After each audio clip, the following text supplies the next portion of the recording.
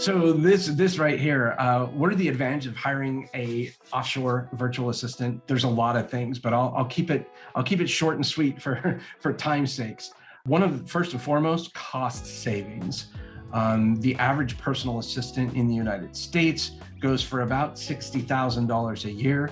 You can find somebody with at least and or more experience in the Philippines for about half of that cost.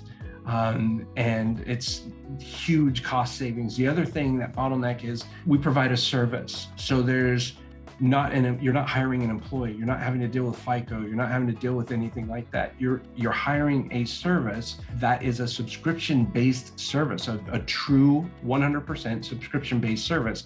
So all of those extra fees you can avoid. So there's a massive amounts of cost savings. It saves you a ton of time hiring remotely because you don't have to bring someone into the office. You're not setting up a desk. You're not adding a computer there. Unless you want to provide a computer for them, you're more than welcome to. But there's a lot of time savings in getting somebody onboarded because they're already trained and ready to go. They just basically turn on Zoom with you or whatever method of communication you want to work with, and you're ready to rock. Your productivity will increase. And this is something that we found out from the pandemic, is people were really worried whether or not productivity was going to be a challenge. And I'm going to go into a little bit of a story here because there was a study done by a company, and it was a software development company. They had about 200 employees.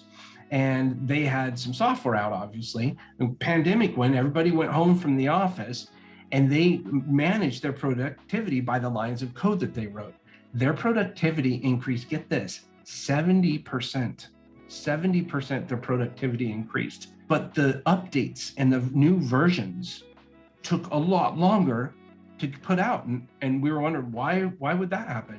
If their productivity is up 70%, why are we not getting the updates out in time? Well, the reason why is because many of them were working remotely, and one person would turn in code, the other person turn in code, and they'd have bugs and stuff. And that whole talking to people and figuring that out and planning and all of that, it wasn't working because everybody was remote.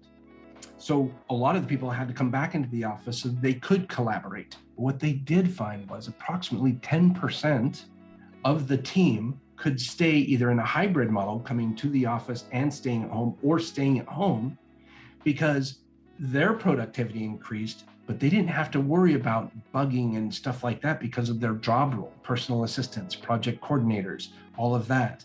So that was really revolutionary. So productivity will definitely increase, but for the right role.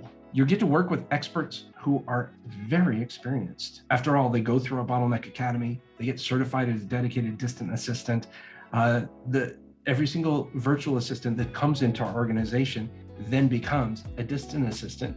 So they learn what they need to learn. The very first day that they begin working, we work with them and get them all ready to go. They learn what software you're using, what systems you're using, all of that stuff. So when they meet with you on day one, you just get blown away because they already kind of have a really good understanding of what systems and processes you are working with. I can't recommend enough hiring offshore virtual assistants. I mean, it's done wonders for me, and I would love to see it do wonders for you. So I hope this video helped you.